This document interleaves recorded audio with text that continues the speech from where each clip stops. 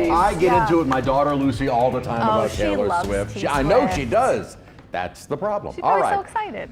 She does, and it's adorable. All right, 20 years ago, it was on this date we saw a dramatic shift in the Hurricane Center's forecast for Katrina. Earlier in the week, this was a Friday, the storm was looking as though it was going to stay in Florida or in the eastern Gulf of Mexico, and looked like it was probably going to stay to our east, which would put us on the weaker side. But it was at about 4 o'clock that we saw kind of a shift to the east, or to the west, excuse me, and then at 10 o'clock, it was bullseye over southeast Louisiana, and we never really did see the storm change its track after that. Thank goodness, 20 years later, far different map out in the Atlantic Basin with only one named storm, Farinal, which is going to stay out over open water.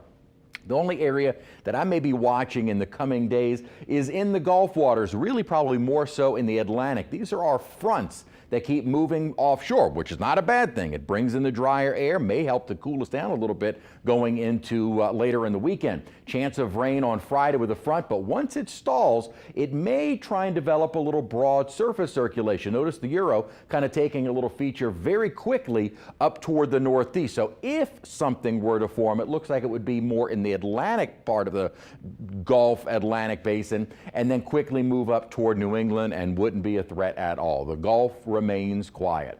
Right now outside, though, we do enjoy some slightly less humid air. A temperature of 83 and a dew point of 74. So right now, not much of a heat index as we tend to see at night, even still feeling like the 90s. Not really the case at the moment. Still a little bit of lingering cloud cover. We had most of our stronger storms along the coastline. Morgan City got it on some decent thunderstorms earlier this afternoon. 70s and low 80s outside at the moment, and the dew point 60s and 70s, which again, for August, isn't bad. I know people are laughing like this is the dry air. You go outside during the day and try and do anything outdoors, it's not quite as bad, especially if you're in the shade. And there are indications we're going to get kind of a secondary surge of dry air behind a front on Friday. Into Saturday, the humidity's still up, but it will drop as we head into Sunday. Monday is Labor Day, so for most of our Labor Day weekend, if we can time out the rain, actually looking pretty nice. The reason for this more pleasant feel, and again, all things considered, it's August,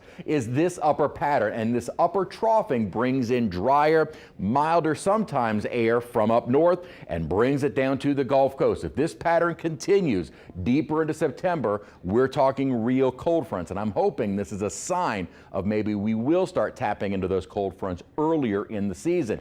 Definitely looking at milder air across much of the central United States compared to average. This isn't a big chill coming across the nation. It just means a high likelihood of temperatures running below average, and I think that will be the case for us. Thunderstorm activity is done for the night tonight, maybe a few coastal showers. I don't have a lot of rain in our forecast in the coming days. This model does try and paint in a few isolated showers both Wednesday inland and even on Thursday. I'm not really seeing that is the case.